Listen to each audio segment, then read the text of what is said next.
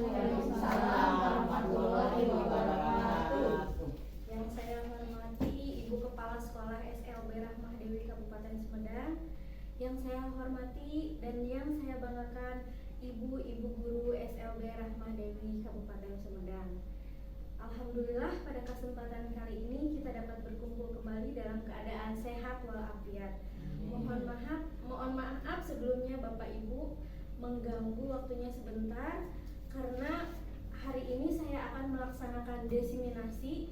Desiminasi itu merupakan salah satu tugas dari pendidikan calon guru penggerak angkatan 10 bersama saya Lia Yulianti SPD dari SLB Rahmah Dewi Kabupaten Sumedang. Izin Bapak Ibu sebelum memulai kegiatan boleh saya menyampaikan pantun terlebih dahulu? Boleh. Bilang cakep ya ibu-ibu semuanya. Siap. Donat kemarin terasa basi. Cakep. Hilang semua nutrisi. Cakep. Beri waktu saya presentasi. Cakep. Mohon dengarkan walau frustasi. Bapak Ibu langsung saja. Bapak Ibu, hari ini saya akan mendesiminasikan tentang modul 1.4 yaitu mengenai budaya positif. Mungkin sebelumnya Bapak Ibu semua di sini pernah mendengar apa itu budaya positif. Tetapi sebelumnya saya ingin melakukan dulu permainan, boleh izin Ibu semuanya? Boleh.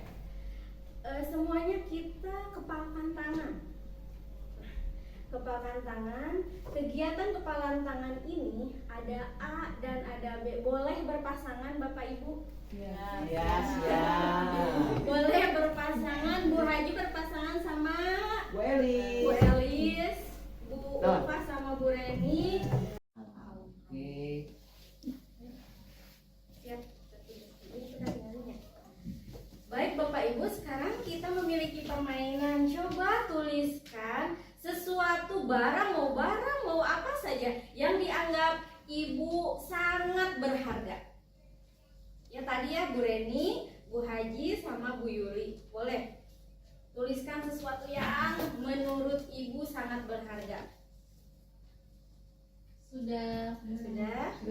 Nah sebaliknya lawan dari Ibu silahkan mencoba merayu, memujuk, atau mengancam, atau menghardik sekalipun boleh asalkan kepalan tangannya itu bisa terbuka. Boleh dimulai dari sekarang. Ini tuh kunci kita. Udah terkunci. Boleh pinjam kuncinya. Kuncinya udah disimpan. Rahasia loh. Dikit aja loh. Nggak boleh loh. Tidak boleh loh. Masya Allah.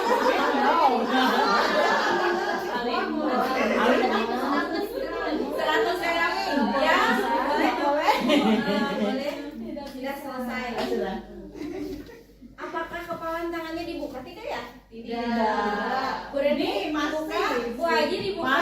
Masih tertutup rapat. Bu Yuli.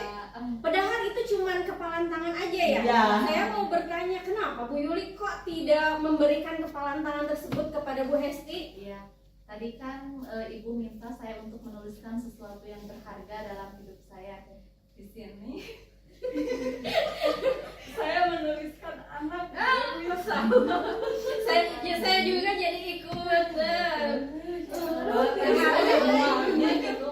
Ibu Hesti mengancam saya diantar saya di gang. Mengancam ya Bu Nawa. Tentu saja saya tidak akan memberikannya. Kemudian tadi Bu Hesti juga memberikan hadiah kepada saya, katanya diganti sama Mas makanan 100 gram gitu. Dan tetap saya tidak akan memberikan karena bagi saya anak adalah segalanya. Masya Allah sekali kalau kita sudah menyangkutkan sesuatu dengan anak, kita itu ya ujung-ujungnya pasti bersedih ya Bapak Ibu. Tapi bersedih di sini bukan karena kita cengeng, tapi kita itu tidak mau kehilangan sesuatu yang amat sangat berharga bagi kita. Terima kasih. Nah dari contoh kasus Bu Yuli, Kenapa Bu Yuli tidak mau melepaskan sesuatu yang sangat berharga itu? Karena posisi kontrol yang bisa mengontrol diri seseorang untuk melepaskan, bahkan mempertahankan sesuatu yang berharga itu adalah dirinya sendiri, bukan orang lain. Bukan Bu Hesti, tadi udah ada udah ada ancaman, udah ada rayuan gombal mau dikasih emas, tidak. Nah, jadi posisi kontrol yang bisa mengontrol diri kita, yang bisa mengontrol itu adalah diri kita sendiri. Terima kasih buat semuanya. Selanjutnya, Bapak Ibu, kalau dikaitkan dengan ilusi kontrol, ilusi dari tadi itu menggambarkan bahwa ilusi guru mengontrol murid. Yang kedua, ilusi bahwa kritik dan membuat orang merasa bersalah dapat menguatkan karakter. Contohnya tadi dikritik, bahkan diancam sekalipun dia kekeh pada pendirian, tidak melepaskan sesuatu yang ada di kepala tangannya tersebut. Kemudian ilusi bahwa semua penguatan positif, efektif, dan bermanfaat. Kemudian ilusi bahwa orang dewasa memiliki hak memaksa. Contohnya tadi dari Ibu Hesti, Bu Hesti sekuat tenaga memaksa Ibu Yuli, tapi karena posisi kontrolnya tetap ada pada diri Bu Yuli, sesuatu yang berharga itu tidak bisa diberikan kepada siapapun. Selanjutnya, nah, perubahan paradigma adanya stimulus respon atau teori kontrol. Bisakah kita mengontrol seseorang? Bisa kita mengontrol seseorang, Bapak Ibu? Tidak. Nah, jawabannya yaitu berkaitan dengan stimulus respon dan teori kontrol. Stimulus respon yaitu yang pertama, kita mencoba mengubah orang agar berpandangan sama dengan kita. Tetapi teori kontrolnya, kita berusaha memahami pandangan orang lain tentang dunia. Yang kedua, perilaku buruk dilihat sebagai suatu kesalahan. Tetapi teori kontrolnya, semua perilaku memiliki tujuan.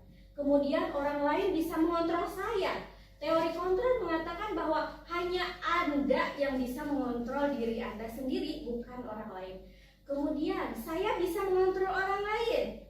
Tetapi kata Bu Yuli, maaf, Anda tidak bisa mengontrol orang lain. Kemudian pemaksaan ada pada saat bujukan gagal. Kemudian teori kontrol mengatakan bahwa kolaborasi dan kesepakatan menciptakan pilihan-pilihan baru. Dan yang terakhir, model berpikir menang atau kalah. Tetapi teori kontrol mengatakan bahwa model berpikir menang-menang. Nah, jadi teori kontrol yang tadi telah disimulasikan oleh semuanya berarti termasuk kepada teori kontrol, bukan stimulus respon.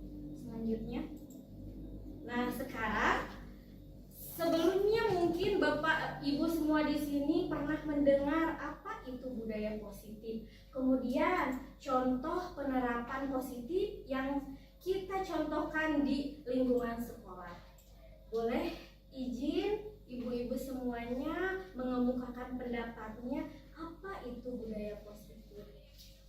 Boleh?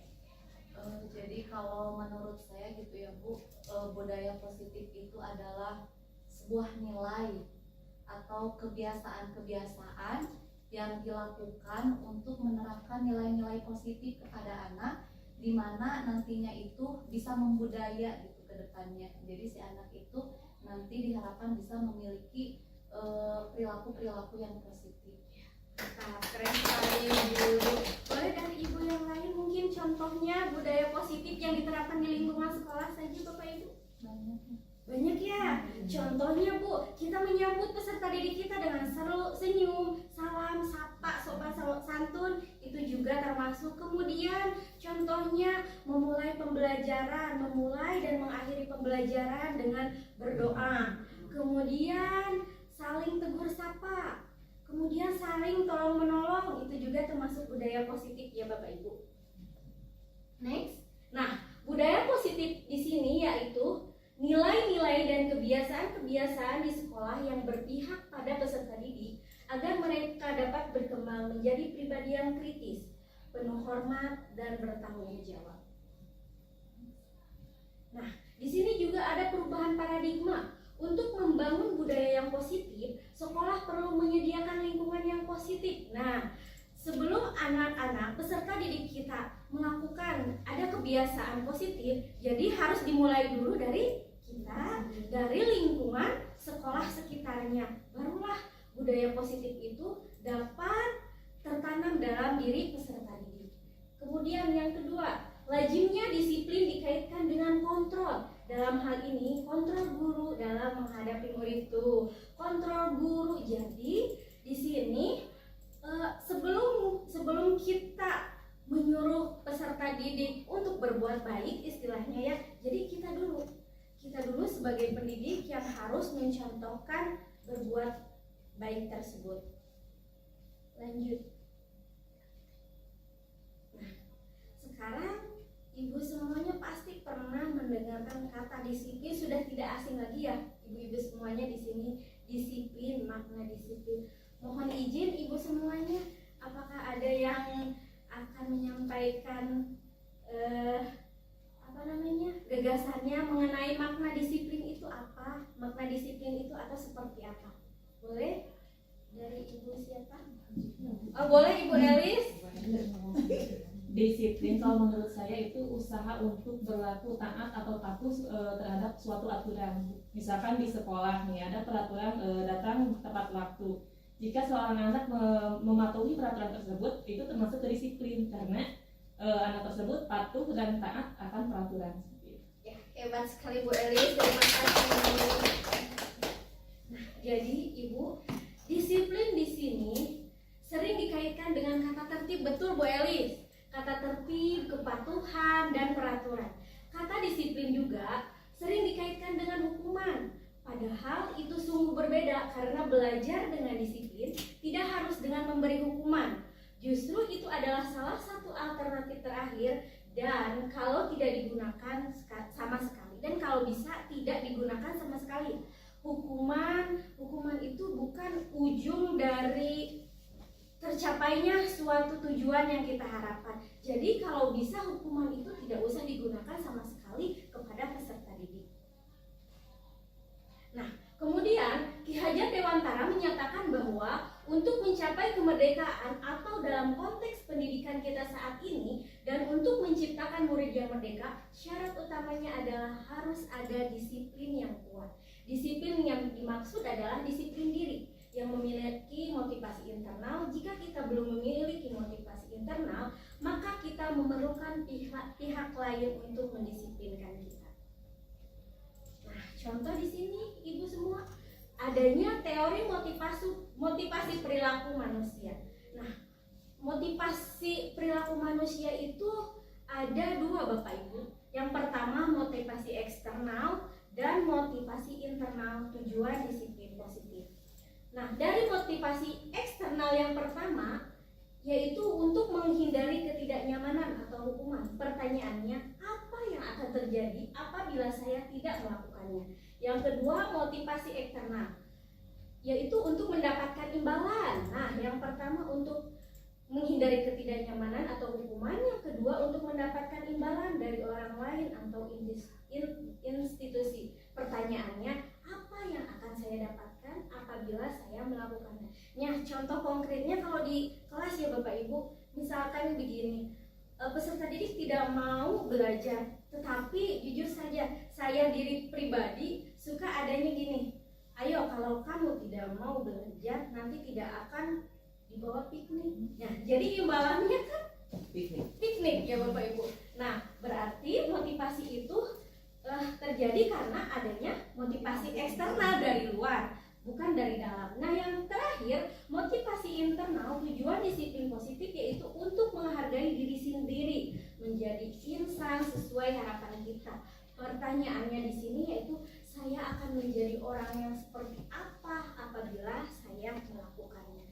Jadi tidak adanya dorongan dari orang lain. Jadi sudah ada dalam diri dia sendiri, kenapa saya harus melakukan hal seperti ini. Mungkin seperti itu Bapak Ibu.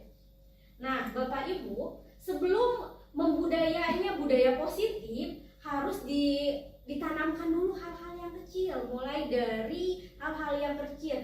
Misalnya di kelas adanya peraturan kelas. Kemudian kita suka membuat keyakinan kelas ya Bapak Ibu. Nah, yang terakhir adanya lingkungan positif. Jadi dimulai dari kelas, adanya peraturan kelas dan keyakinan kelas, kemudian lingkungan positif sehingga membudaya menjadi budaya yang positif. Selanjutnya kita ke keyakinan kelas. Keyakinan kelas, hukuman dan penghargaan. Mengapa tidak peraturan saja? Mengapa harus keyakinan kelas? Mengapa kita memiliki peraturan harus menggunakan helm bila mengendarai kendaraan roda 2? Mengapa kita memiliki peraturan 3M, menggunakan masker, mencuci tangan, dan menjaga jarak 1,5? Untuk mendukung motivasi intrinsik, kembali ke nilai-nilai keyakinan lebih menggerakkan seseorang dibandingkan mengikuti serangkai peraturan-peraturan. Nah, Ibu, keyakinan kelas mungkin tidak asing lagi ya bagi ibu-ibu di sini. Keyakinan kelas itu seperti apa? Nah, keyakinan kelas adalah nilai-nilai kebajikan atau prinsip-prinsip universal yang disepakati bersama secara universal, lepas dari latar belakang, suku, negara, bahasa, maupun agama. Contohnya nilai-nilai kebajikan. Nilai-nilai kebajikan di sini contohnya saling menghargai, disiplin, tanggung jawab, jujur. Nah, itu merupakan contoh-contoh nilai kebajikan. Nah, di sini Ibu, cara pembentukan keyakinan kelas. Keyakinan kelas itu bersifat abstrak daripada peraturan yang lebih konkret. Keyakinan kelas berupa pernyataan-pernyataan universal. Pernyataan keyakinan kelas senantiasa dibuat dalam bentuk positif. Jadi tidak ada yang negatif. Contohnya, dilarang buang sampah. Nah, itu bukan keyakinan kelas, Ibu, tetapi itu peraturan. Kalau keyakinan kelas, contohnya itu membuang sampah pada tempatnya atau menjaga lingkungan sekolah, misalnya seperti itu. Jadi adanya bentuk positif, jadi tidak ada yang negatif. Kan kalau dilarang, nah itu ada yang negatifnya, dilarang. Jadi kita fokusnya kepada bentuk positif. Kemudian keyakinan kelas juga hendaknya tidak terlalu banyak, apalagi buat peserta didik kita ya Bapak Ibu, yang kadang sulit untuk mengingatnya kembali. Jadi jangan banyak tetapi sedikit tapi patrik kalau bahasa Sundanya ya Bapak Ibu. Nah, kemudian semua warga kelas sebaiknya ikut berkontribusi dalam membuat kegiatan kelas lewat curah pendapat. Nah, di sini posisi guru ini bukan untuk menentukan keyakinan kelas yang akan disepakati, tetapi guru di sini hanya memfasilitasi peserta didik dalam membuat keyakinan kelas. Kemudian bersedia meninjau kembali keyakinan kelas dari waktu ke waktu. Nah, di sini ada contoh berarti sebelah kanan ya. Sebelah kanan saya adanya kesepakatan kelas dari TK Dharma Wanita. Kemudian sebelah kiri saya kesepakatan kelas. Nah, kira-kira di antara dua contoh ini yang merupakan keyakinan kelas ke yang mana ya? Yang sebelah kanan atau yang sebelah kiri? Yang hijau atau yang itu pink? Kira-kira tadi adanya nilai-nilai kebajikan, terus adanya hal-hal positif. Kira-kira nih di antara dua kesepakatan kelas ini yang termasuk keyakinan kelas yang mana? Hijau. Yang hijau. Iya. Datang tepat waktu, mengucapkan salam, menjaga kebersihan sekolah, aktif dalam pembelajaran, tertib. Kenapa bisa disebutkan alasannya? Karena di dalamnya mengandung nilai-nilai kebajikan serta tidak ada unsur paksaan dalamnya. Tidak ada yang salah. Berarti ibu-ibu di sini sudah paham ya? Apalagi sudah ada GP, mohon izin ibu GP semuanya. Lanjut. Nah, di sini perbedaan peraturan dan keyakinan kelas. Apa sih peraturan? Kadang saya juga mikir apa ini bedanya peraturan sama keyakinan kelas. Nah, di sini kita bisa lihat bahwa peraturan itu selalu kembalikan buku ke tempatnya. Nah, Kalau keyakinan kelas, tanggung jawab. Jadi adanya nilai kebajikan. Nilai kebajikan di situ yaitu tanggung jawab. Kemudian peraturan, dilarang mengganggu orang lain. Kalau keyakinan kelas, menghormati orang lain dan diri sendiri. Peraturan, hadir di sekolah 15 menit sebelum pembelajaran dimulai. Nilai keyakinannya, nilai kebajikannya, menghormati orang lain dan diri sendiri. Peraturan, hadir di sekolah 15 menit sebelum pembelajaran dimulai. Nilai kebajikannya yaitu menghormati orang lain, komitmen pada tujuan.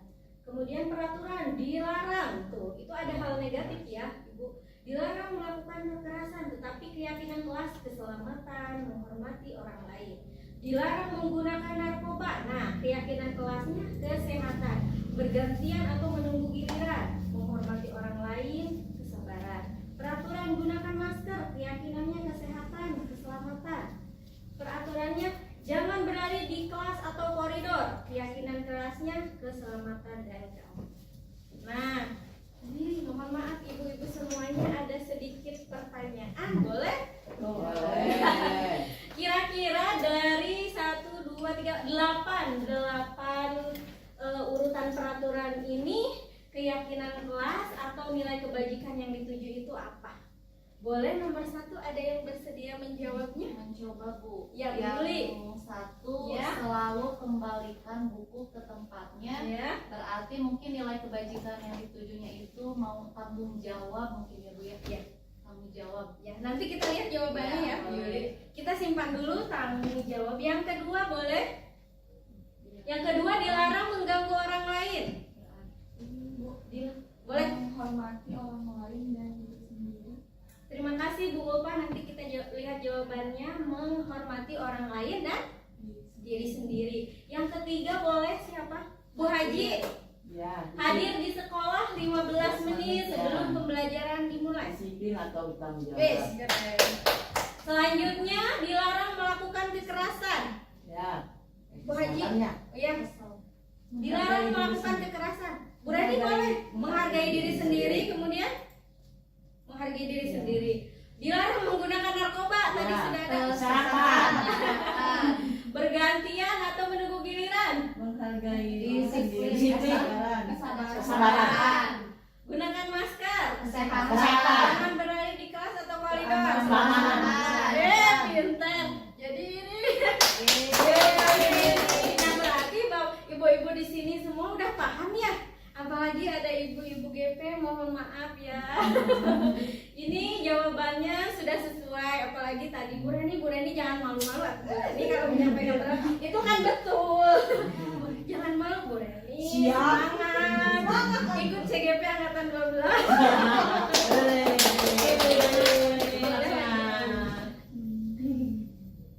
Nah, di sini ada 7. Apa? Tugas perbedaan hukuman dan konsekuensi tadi peraturan dan keyakinan. Di sini ada tugasnya perbedaan hukuman dan konsekuensi.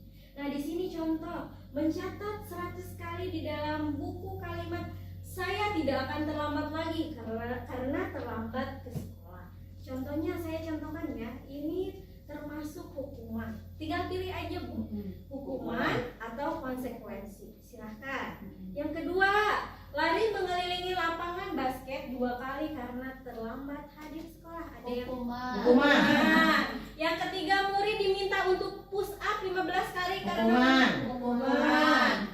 Menggantikan kertas tugas teman yang sudah dicoret-coret. Konsekuensi. Membersihkan tumpahan air di meja tulis karena tersenggol pada Konsekuensi. Murid disuruh untuk tidak mengenakan sepatu seharian di sekolah karena tidak mengenakan sepatu hitam. Hukuman. Lari mengelilingi lapangan Hukuman. basket 2 kali. Konsekuensi.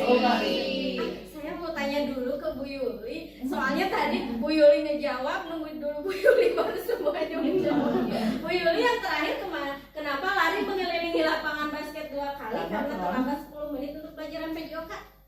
Jadi di sini lari mengelilingi lapangan basket 2 Ya. kali karena terlambat 10 menit untuk pelajaran PJOK. Ini sudah sangat sesuai Ya. ya. Karena pelajarannya PJOK, kemudian hukumannya juga terkait dengan olahraga. Jadi menurut saya ini konsekuensi. Betul. Kita lihat jawabannya ya.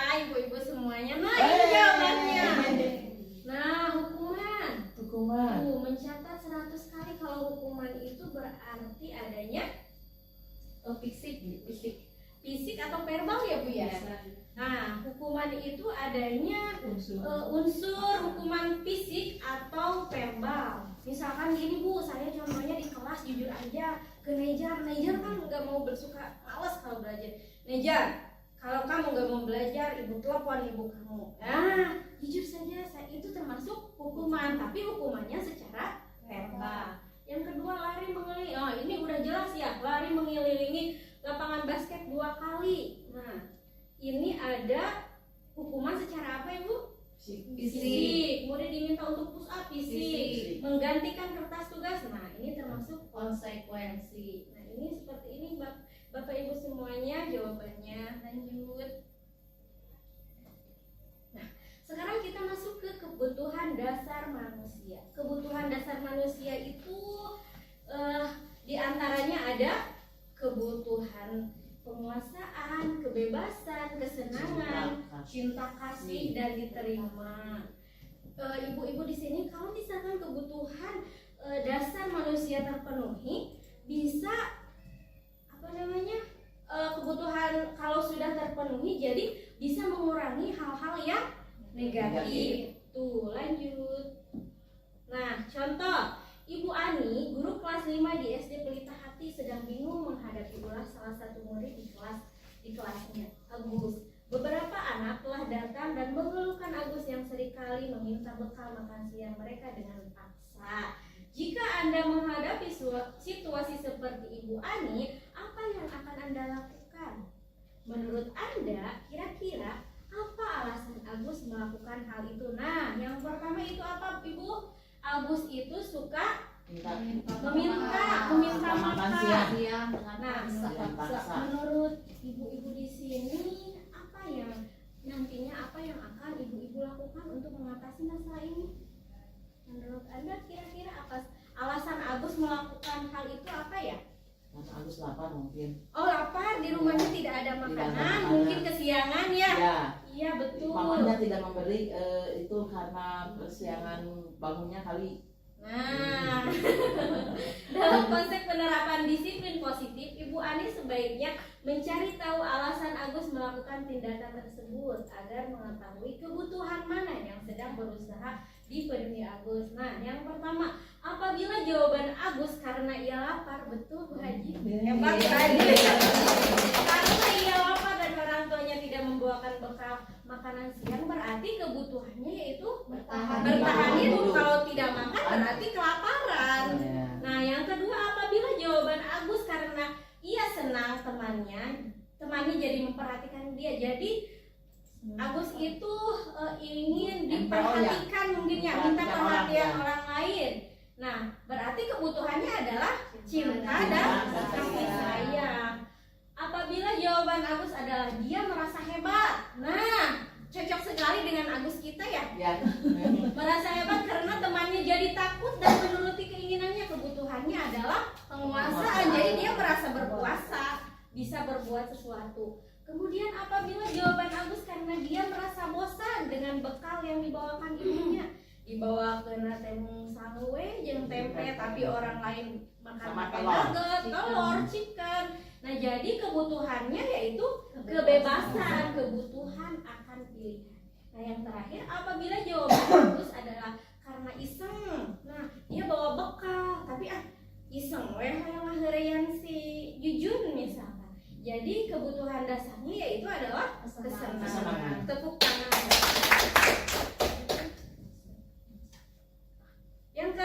Yang selanjutnya yaitu restitusi 5 posisi kontrol. Restitusi adalah proses menciptakan kondisi bagi murid untuk memperbaiki kesalahan mereka sehingga mereka bisa kembali pada kelompok mereka dengan karakter yang lebih kuat.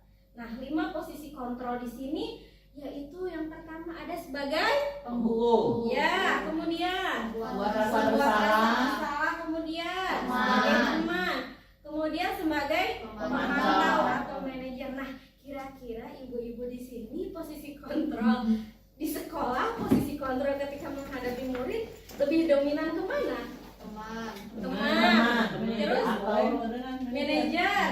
Iya boleh. Kira-kira ini bisa penghukum juga. Ya. Ya betul, penghukum contohnya ibu juga bisa Ya, jawab dalam hati ya Bu ya. nggak usah diutarakan ya. Bu Yuli mohon izin contoh perilaku kontrol Bu Yuli terhadap murid tadi sebagai teman. teman. Contohnya seperti apa Bu Yuli? Jadi gini, saya kan mengajar di kelas 7 ya. 7C. Ada salah satu murid saya yang setiap harinya itu tidak mengerjakan PR. Oh iya. Mungkin karena setiap kali misalnya Nova mana PR-nya? Oh lupa Bu. Nova mah kelupaan wae. Jadi saya itu seolah-olah tidak anak itu tidak ada rasa jerah gitu. Opa mah teh ngerjakeun deui nya. Aku ieu gitu. Jadi Opa teh mungkin terbiasa sering gitu. Jadi kesininya juga jarang mengerjakan PR karena merasa dia teh bahwa ngerjakan PR juga dan nggak apa-apa gitu sama Bu Yuli mah ada bagen misalnya kayak gitu. Mungkin seperti itu Bu. Terima kasih Bu Yuli. Selanjutnya saya mau mendengarkan cerita Bu Haji. Bu Haji kira-kira posisi kontrol yang tepat bagi Bu Haji itu kalau di kelas kalau menghadapi murid posisi kontrol apa Bu Haji? Insya Allah sama dengan Bu Yuli Iya. sebagai teman. Ya, Mm-mm. salah satu contohnya. Contohnya kan di kelas ibu megang kelas B ya, tunarungu juga ada yang kelas gede dan ada kelas kecil. Jadi kalau di kelas tugas ya. ya, Ngerjain tugas ya ngerjain. Bu Haji mah kalau ngerjain tugas mau ngerjain mau enggak. Bisa Jadi iya bager teuing. Oh, iya. Bu Haji mah baget teuing mau mengerjakan tugas, mau nggak mengerjakan tugas, ya udah gitu Bu Haji ya. Ya, pokoknya kalian bisa ya gitu Oh, aja. begitu. Terima kasih Bu Iya. Haji. Kemudian boleh Bu Neni mohon izin posisi kontrol Ibu. Ibu Kira-kira? misalnya kesedia gitu ya, kan kesedia dengan misalnya belajar suka mau sama Bu Win aja ya. Iya. Nah kata saya dia atuh jangan sama Bu Win aja, nanti ibu dimarahin sama ibu kepala gitu kan. Terus kan kasihan misalnya yang lain tugasnya misalnya kebanyakan Bu Win misalnya, ibu kan nggak ada, berarti saya dimarahin sama bu kepala. Itu apa sebagai pembuat rasa bersalah? Membuat rasa bersalah. Mungkin itu aja, tapi dianya biasanya kadang suka nurut, Iya. dia ke saya gitu, tapi kadang tetap masih dibuiwin gitu. Oh, begitu. Terima kasih Bu Neni. Selanjutnya Bu Hesti, posisi kontrol Bu Hesti. Kira-kira Manajer. posisi kontrol Bu Hesti kira-kira apa? Sama juga teman Bu. Contohnya Bu. Contohnya misalkan kan di kelas saya ngajar kelas 1 ya, ngajar Regi. Regi sama Risa. Kebetulan murid Pendiam. saya pendiam semua Oh, ya. pendiam. Misalkan saya menjelaskan sebelum dia mengerjakan tugas misalkan di kelas ya, mau dia mendengar, mau dia nggak fokus gitu ya, Tidak dimarahi sama ya. saya, ya udahlah biarin aja gitu, yang penting mereka diam di situ terus mau mendengarkan mau enggak juga gitu, nanti maksudnya saya tidak marah gitu, seiringi dijalani aja gitu, misalkan kepada anak-anaknya gitu. Disabarin ya. Disabarin, Sabar, ya. ya. Terima kasih Bu Hesti. Selanjutnya Ibu Ulfa, posisi kontrolnya. Ibu, kalau saya kan kemarin pegang kelas Bu Elis ya. Iya. Kayak Ayu kan kadang suka nggak mau belajar ya. Jadi kadang suka keluar kelas, suka diginiin, Ayu jangan gitu ya, jangan keluar terus diem belajar. Nanti kalau gitu dibilangin sama Bu Elis kalau Ayu nggak mau belajar. Iya, terima kasih ibu-ibu semuanya. Selanjutnya, nah di sini ada contoh Ibu. Posisi kontrol sebagai penghukum. Nah, seorang penghukum bisa menggunakan hukuman fisik maupun verbal. Orang-orang yang menjalankan posisi hukum senantiasa mengatakan bahwa sekolah memerlukan sistem atau alat yang dapat lebih menekankan murid-murid lebih dalam lagi. Nah, dicontohkan sama saya saja ya mungkin Ya. yang tepat sebagai penghukum itu. Patuhi aturan saya atau awas. Nah, jadi adanya penekanan setiap kalimat atau kata yang diucapkan. Yang kedua, kamu selalu salah saja. Nah, yang ketiga, pasti selalu yang terakhir selesai. Nah, jadi adanya penekanan atau intonasi ketika melakukan kesalahan. Yang selanjutnya, nah pembuat rasa bersalah. Pada posisi ini biasanya guru akan bersuara lebih lembut. Nah, cocok sekali yang Contohkan tadi Bu Reni, membuat rasa bersalah akan menggunakan keheningan yang membuat orang lain merasa tidak nyaman, bersalah atau rendah diri. Bisa dicontohkan Ibu Reni? Mohon izin kata-katanya. Ibu sangat kecewa sekali dengan kamu. Berapa kali Bapak harus beritahu kamu ya? Gimana coba kalau orang tua kamu tahu kamu berbuat begini? Nah, terima kasih Bu Reni. Nah, di posisi ini murid akan memiliki penilaian diri yang buruk, Bu. Kalau posisi pembuat rasa bersalah ini katanya penilaian dirinya yang buruk tentang dirinya sendiri. Murid merasa tidak berharga, makanya mungkin dia tidak mau balik lagi, tidak mau balik lagi belajar sama masalah. karena telah mengecewakan orang, karena telah mengecewakan ibu.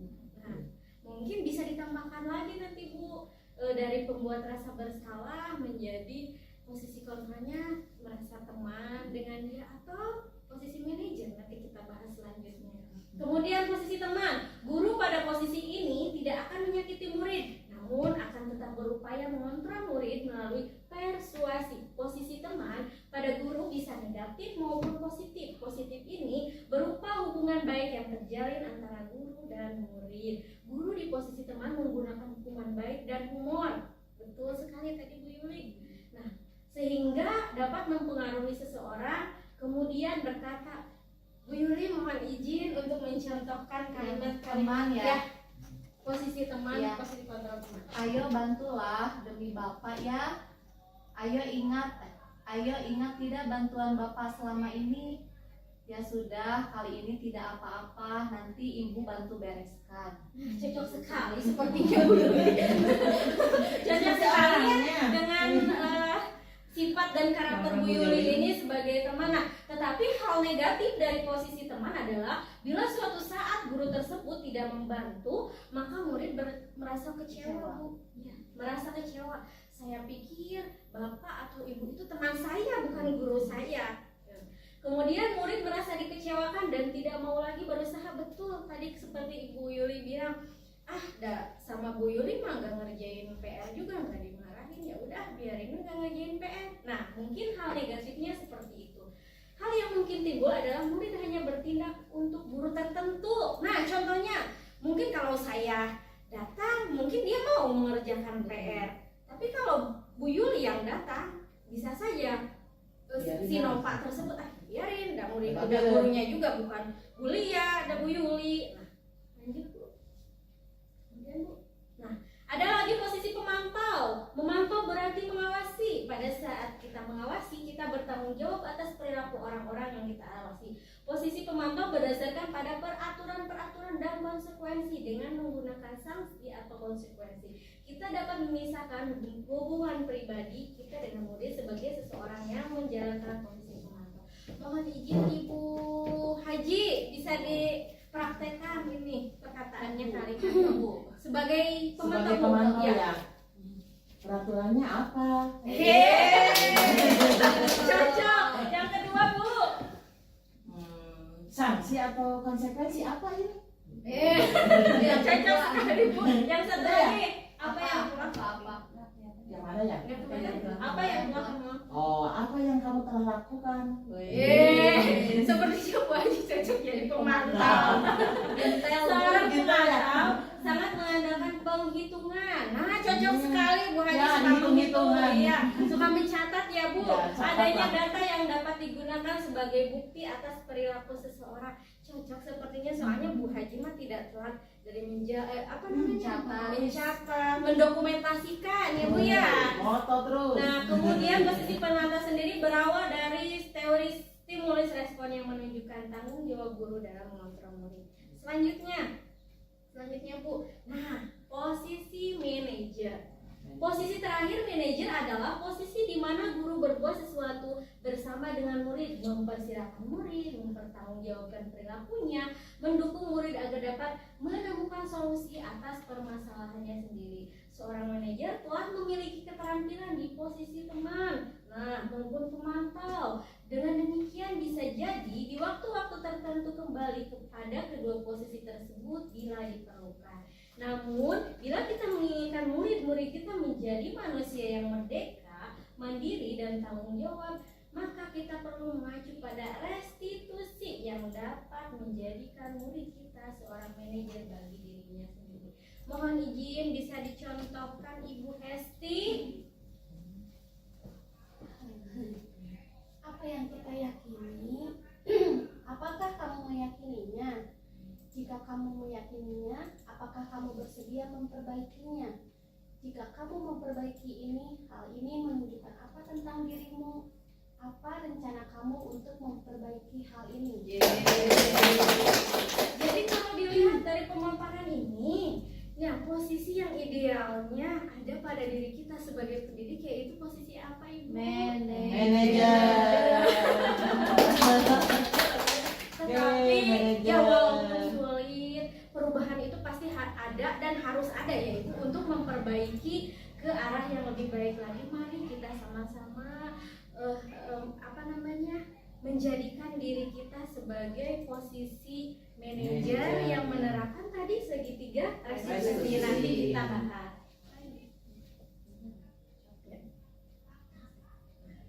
Di sini di sebelah kanan yaitu ada pernyataan-pernyataan, sebelah kiri ada siapa yang mengatakan. Nah, dari contoh tadi kita dapat disimpulkan bahwa perkataan ini cocoknya kepada yang mana, yang penghukum, posisi penghukum, teman, pemantau, manajer, atau satu lagi pembuat rasa bersalah. Nomor 1, saya kecewa sekali dengan kamu, pembuat rasa bersalah. Yang kedua, kamu tidak pernah benar melakukannya, penghukum. Ayolah, lakukan demi ibu atau bapak. Teman. Apakah kamu mendapatkan stiker bintang hari ini? Apakah kamu mau mendapatkan stiker bintang hari ini? Ada? Bagaimana kamu bisa menyelesaikan masalah ini? Manajer. Kamu selalu yang paling terakhir. Penghukum. Nah, kita lihat jawabannya. Nah, tadi yang apakah kamu mau mendapatkan stiker atau bintang, yaitu pemantau, karena selalu memantau perkembangan peserta didik. Terima kasih Ibu. Selanjutnya apa itu restitusi? Sebelumnya kita pernah mengetahui ya Bapak Ibu segitiga restitusi itu apa? Restitusi itu apa? Restitusi adalah proses menciptakan kondisi bagi murid untuk memperbaiki kesalahan mereka sehingga mereka bisa kembali pada kelompok mereka dengan karakter yang lebih kuat. Nah, ini Ibu semuanya ada 9 ciri restitusi. Yang pertama, bukan untuk menebus kesalahan, namun untuk belajar dari kesalahan. Yang kedua, memperbaiki hubungan. Yang ketiga, tawaran bukan paksaan. Yang keempat, restitusi menuntun untuk melihat ke dalam diri. Restitusi mencari kebutuhan dasar yang mendasari tindakan. Restitusi diri adalah cara yang paling baik untuk memperbaiki diri. Restitusi fokus pada karakter bukan tindakan. Restitusi fokus pada solusi. Nah, restitusi mengembalikan murid yang berbuat salah pada kelompoknya. Jadi kesimpulannya, restitusi itu bukan kita yang mencarikan solusi, tapi kita yang membantu peserta didik menemukan solusi. Nah, kira-kira seperti ini Ibu, segitiga restitusi. Tahapan segitiga restitusi itu yang pertama ada menstabilkan identitas, kemudian validasi tindakan yang salah, yang ketiga menanyakan keyakinan kelas. Contoh menstabilkan identitas ini, misalkan ada siswa yang melanggar peraturan sekolah, contohnya seperti ini.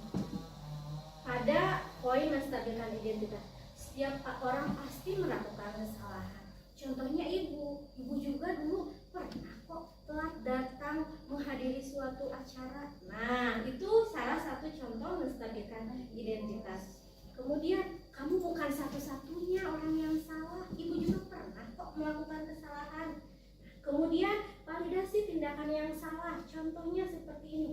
Kamu tentu sudah punya alasan mengapa kamu melakukan kesalahan tersebut. Kenapa kamu tadi terlambat datang ke sekolah? Kemudian, adakah cara yang lebih efektif untuk mendapatkan contohnya nilai-nilai apa yang telah kita sepakati? Sebelumnya kita pernah membuat keyakinan kelas. Apakah Andrian masih ingat akan keyakinan kelas yang sudah kita buat sebelumnya? Nah, itu termasuk ke menanyakan keyakinan. Lanjut. Nah, di sini proses segitiga restitusi didasarkan pada teori kontrol. Nah, tadi menstabilkan identitas, teori kontrolnya kita semua akan melakukan hal yang terbaik yang bisa kita lakukan. Yang kedua, langkah tindakan yang salah. Semua perilaku memiliki alasan. Menanyakan keyakinan kelas, kita semua memiliki motivasi. Nah, mungkin sekian Ibu yang dapat saya sampaikan. Mohon maaf.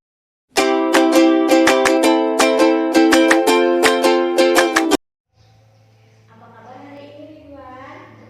Baik, alhamdulillah. Sudah sarapan dulu? Sudah. Tadi berangkat ke sekolah jam berapa? Jam 7. Berarti Ridwan kesini paling awal ya? Hebat, Ridwan yang kamu sudah makan? Sudah? Seperti biasa, sebelum pembelajaran mulai, kita harus apa dulu, Wak? Membaca doa. Coba Ridwan siapkan terlebih dahulu.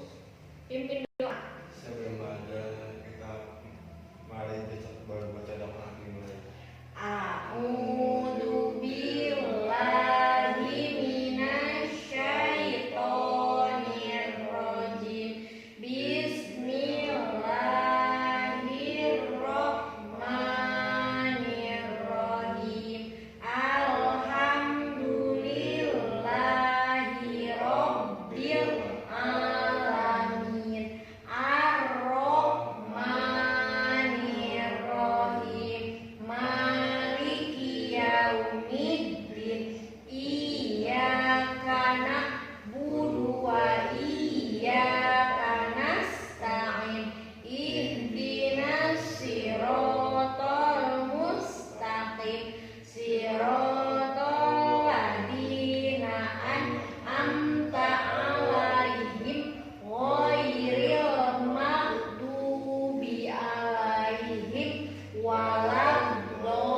waladdallin. Amin. Rabbi zidni ilma warzuqni fahma birahmatika ya arhamar rahimin. Baik, ada PR tidak? Ada. Coba buka buku PR-nya. Ini Ya coba lihat buku PR. kayak apa kan? Sekarang pelajaran apa? Inggris. Bahasa Inggris, coba lihat. Gak ada kan Pak? Gak ada, oh iya gak ada PR. Nah anak-anak, sebelum pembelajaran dimulai, kita akan membuat keyakinan kelas terlebih dahulu. Sebelumnya Ridwan tahu nggak apa itu keyakinan kelas? Keyakinan kelas apa? Enggak tahu. Nah, keyakinan kelas itu yaitu sesuatu yang harus kita yakini bersama. Contohnya hal-hal positif yang akan kita terapkan pada saat pembelajaran di kelas ataupun ketika di luar kelas. Contohnya, Ibu berikan contoh dulu ya. Contohnya makan ketika jam istirahat. Nah, sekarang kita buat keyakinan kelas bersama. Boleh Ridwan, Ridwan mah keyakinan kelasnya mau datang tepat waktu, boleh. Kemudian ada ide lain dari ini, kamu boleh. Jadi keyakinan kelas itu kalian yang buat, Chandra yang buat, Ridwan yang buat. Nah, kalian juga harus meyakininya bahwa keyakinan kelas itu bisa merubah kita ke arah yang lebih baik lagi. Coba Ibu minta Ridwan bisa sebutkan contohnya hal-hal positif. Contoh hal-hal positif yang akan Ridwan terapkan di kelas. Contohnya apa coba? Contohnya apa? Datang cepat waktu. Oh, pinter. Datang tepat waktu. Sama Ibu ditulis dulu boleh? Ya, oke. Keyakinan.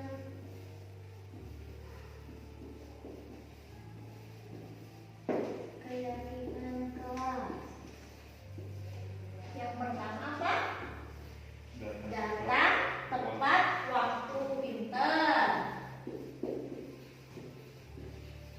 Datang tepat waktu. Yang kedua, kedua apa Ridwan? Contohnya datang tepat waktu udah bagus, pinter. Apa lagi? Tidak terlambat, ya. Datang tepat waktu itu termasuk tidak terlambat, ya. Terus apa lagi? Beres-beres boleh? beres gitu. Berarti membersihkan kelas ya? Membersihkan kelas sebelum pembelajaran dimulai. Begitu? Setuju? Kamu setuju tidak? Bersih-bersih di kelas. Mau? Ya? Boleh? Yang kedua apa nih, Bang? Menjaga kebersihan kelas ya? Ya? Menjaga kebersihan kelas dan sekolah ya.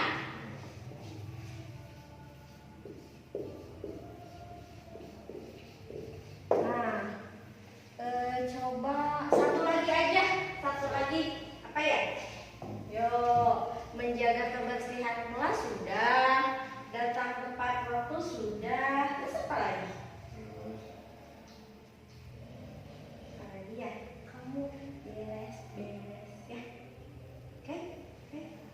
Apa lagi kan? Sebelum belajar tadi apa? Nah, boleh membaca doa pinter. Berarti berdoa sebelum dan setelah belajar ya. Berdoa sebelum dan setelah belajar.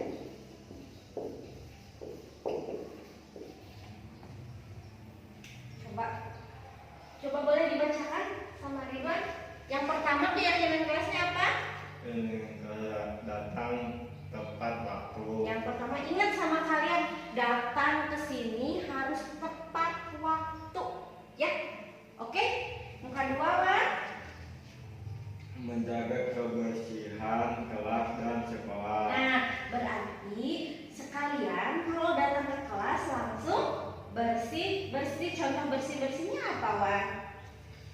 Ngepel. Terus menyapu. Ada lagi? Mengelap kaca. Iya, pintar ngepel, nyapu, ngelap kaca. Kamu kalau datang sini nyapu, ngepel, bersih kaca. Ya, setuju?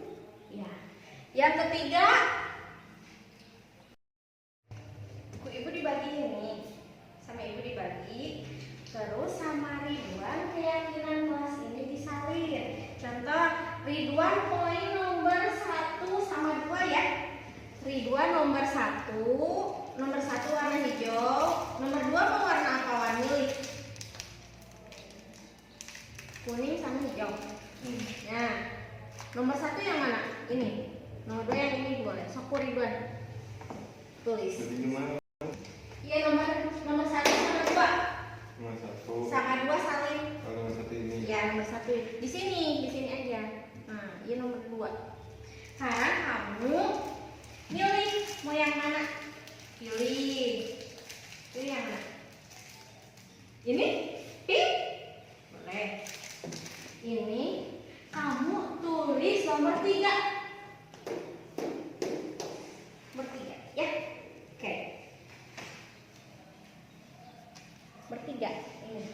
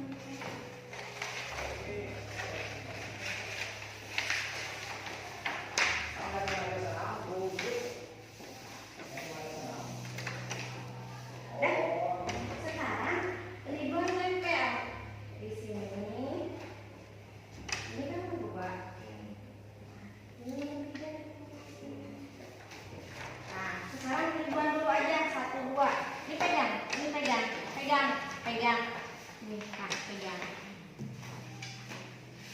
Wah.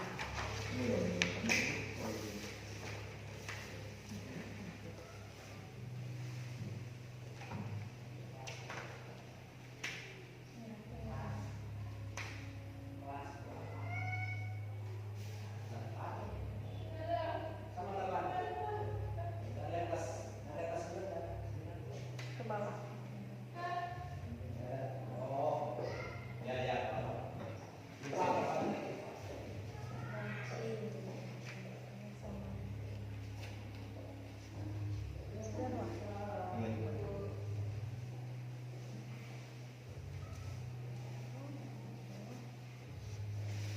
Satu lagi ya.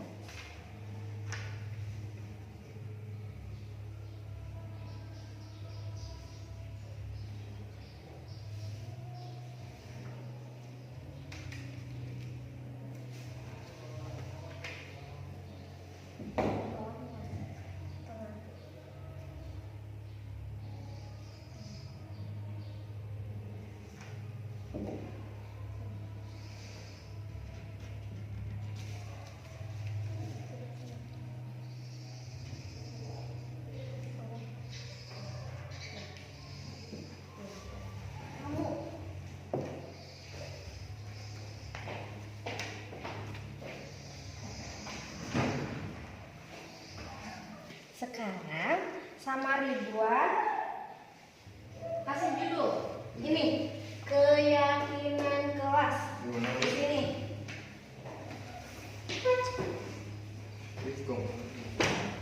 Nah, si Agung yang besar. Keluar.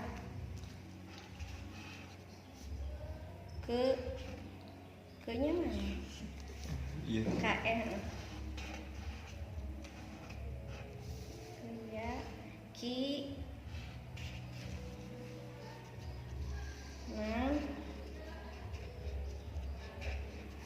Kelas yang besar. Ridwan kelas berapa? Nah, Ridwan kelas berapa? 10. Nah, berarti di sini keyakinan kelas 10. 10 itu gimana sih? 1 sama 0. Bukan. Oh, Romawi. Oh, ini. X. X besar. Oke, cek. Ya, Makasih. Duduk dulu, duduk. Sebentar aku. Bentar. Tuh. Nah, anak-anak, kalian kan sudah membuat keyakinan kelas ini, ya. Jadi, keyakinan kelas ini harus diapakan? Harus ditempel, betul. Harus ditempel di dinding. Kemudian harus apa juga? Harus dilaksanakan. Harus diterapkan dalam kegiatan sehari-hari, ya. Setuju? Setuju? Setuju? Setuju, Ridwan? Jadi kita harus sama-sama, bukan Ridwan aja, bukan Chandra aja, tapi semuanya harus meyakini, harus menerapkan keyakinan kelas yang sudah kita buat. Setuju? Ya, oke.